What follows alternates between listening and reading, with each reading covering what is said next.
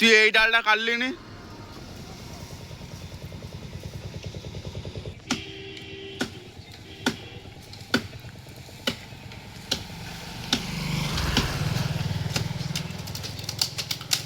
এইটাও আমার।